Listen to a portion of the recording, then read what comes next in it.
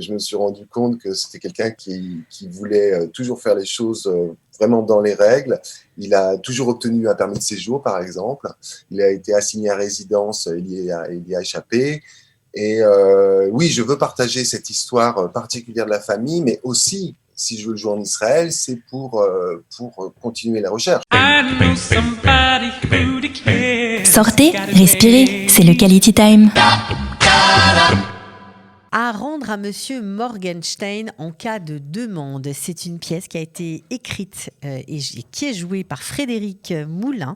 Voilà, il est acteur, metteur en scène de cette pièce. On est ravis de l'accueillir. Il est avec nous. Bonjour Frédéric Moulin. Bonjour.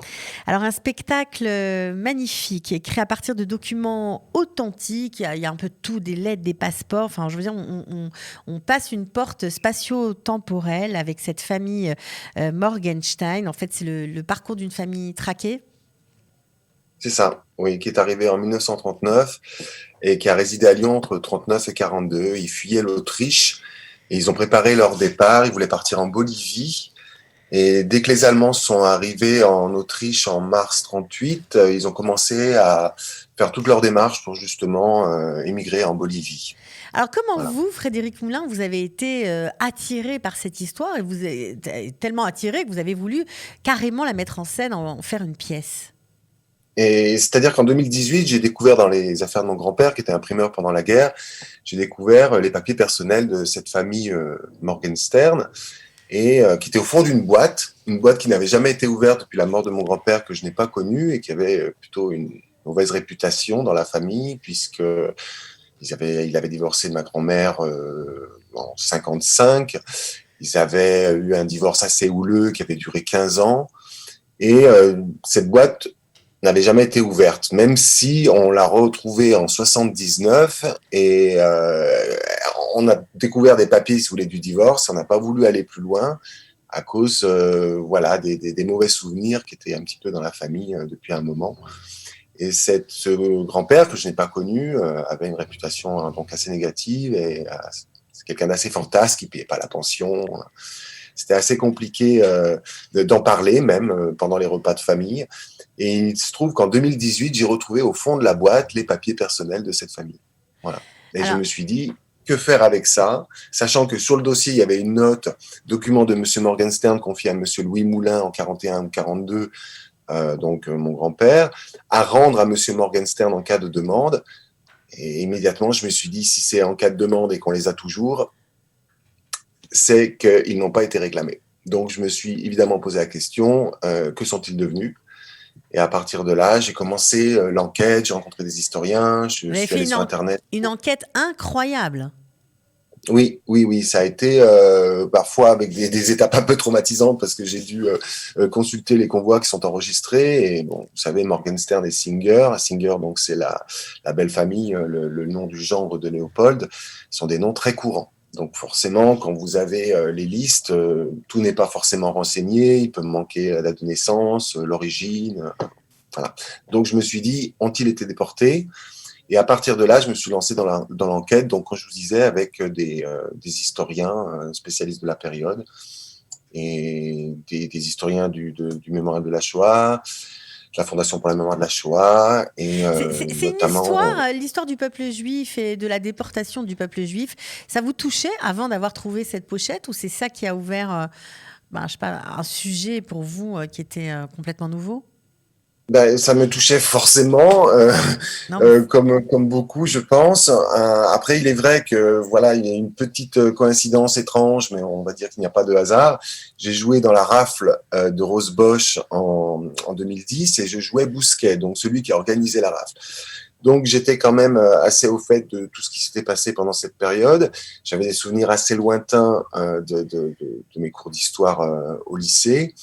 Et forcément, en découvrant ces documents, vous savez, quand vous découvrez des documents de ce type, des archives qui n'ont pas été ouvertes depuis 70 ans, qui sont dans un état impeccable, c'est un impact émotionnel énorme.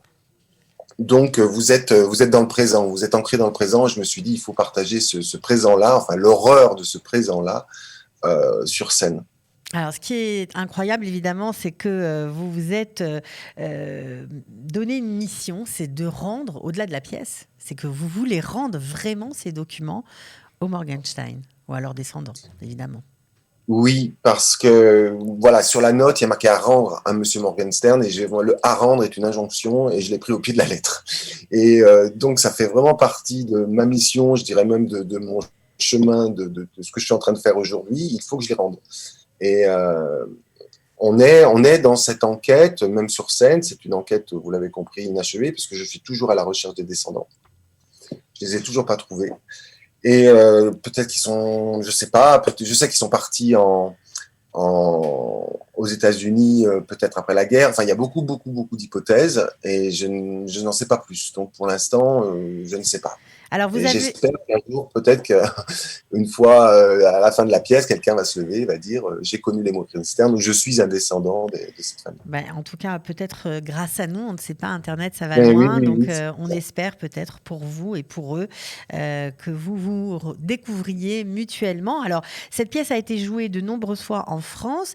Alors, ce qui est intéressant, c'est que vous teniez absolument à la jouer en Israël. Est-ce que vous avez réussi à ce jour à trouver un producteur? Alors à ce jour, non. Oui, j'aimerais la jouer en Israël pour déjà partager cette histoire particulière, puisque la figure de Léopold est la figure du patriarche qui a quand même tout fait pour sauver sa famille. Et donc j'ai été touché par ça. Il a aussi été aidé, donc il y a quand même euh, des expressions de solidarité, d'entraide et beaucoup de dignité aussi. Il faut savoir que ce Léopold était, on peut dire, un légaliste. J'ai appris le mot yéké d'ailleurs parce que je me suis rendu compte que c'était quelqu'un qui voulait toujours faire les choses vraiment dans les règles. Il a toujours obtenu un permis de séjour, par exemple. Il a été assigné à résidence, il y a échappé. Et oui, je veux partager cette histoire particulière de la famille, mais aussi, si je veux le jouer en Israël, c'est pour continuer la recherche, c'est-à-dire voir si effectivement quelqu'un aurait rencontré ou aurait entendu parler de cette famille. Voilà, c'est un très très beau spectacle, vraiment, où il y a beaucoup d'émotions à l'intérieur, exactement comme vous l'avez dit, hein, vous êtes attaché à la personne de Léopold, à son histoire, à sa persévérance, on le sent dans toute la pièce, et c'est vraiment très touchant. Alors, vous ne l'avez pas encore montée en Israël, mais vous allez bientôt la jouer en France. Oui, on la joue à Paris le 15 février au studio Raspail. C'est une soirée qui est organisée par un de nos soutiens, la Fondation La Poste, qui voilà, en fait, soutient des projets à partir d'une vaste correspondance. Et c'était le cas puisque j'avais une centaine de documents. Et on joue donc le 15 février à 20h au studio Raspail. Alors, Et juste après, on a d'autres dates ensuite en France. Alors juste pour revenir sur, avant de se quitter, sur la personnalité de votre grand-père, vous parlez de Lyon, d'imprimeur. À cette époque-là, on sait très bien que lorsqu'on donnait des papiers à un imprimeur, c'était plutôt pour en faire des faux. Est-ce que vous avez découvert si votre grand-père faisait partie de la résistance? Alors, vous avez compris, c'était des non-dits dans la famille. Autant on pouvait vraiment entretenir cette mauvaise image, mais on pouvait aussi dire de temps en temps ma grand-mère le disait, qu'ils avaient imprimé des tracts pendant la Résistance, qu'il avait travaillé avec le fameux résistant imprimeur André Bollier. Simplement, il n'y a aucune trace. Il n'est pas enregistré nulle part. Il ne fait pas partie donc de cette catégorie de résistants. Je me dis que peut-être il a fait des actions ponctuelles et il n'en a plus parlé ensuite, comme c'est souvent le cas d'ailleurs. Je me suis bien renseigné là-dessus. Donc pour l'instant, je ne sais rien du tout. Le lien reste inexpliqué entre la famille Morgenstern et la mienne. Peut-être que je vais le découvrir un jour ou l'autre, mais en fait, au bout du compte, c'est pas très important parce que je suis heureux d'avoir fait la pièce, d'avoir pu justement émettre toutes ces hypothèses et de poursuivre l'enquête. Alors évidemment, juste pour conclure, bravo déjà pour la pièce, bravo pour l'écho que la presse française en a donné. Vous avez été dans Télérama également. Tout le monde a salué la finesse de la mise en scène et de l'écriture. Donc ça nous donne vraiment envie de la voir en Israël. J'espère que ce sera possible. En tout cas, bonne chance. Behatzlacha, comme on dit ici. Et puis, continuez bien votre route. Et j'espère que si ceux qui sont en France nous écoutent, eh ben, ils iront courir voir cette pièce, magnifique pièce, à rendre à Monsieur Morgenstern en cas de demande. Merci beaucoup, Frédéric Moulin. Merci beaucoup, Cathy. À bientôt.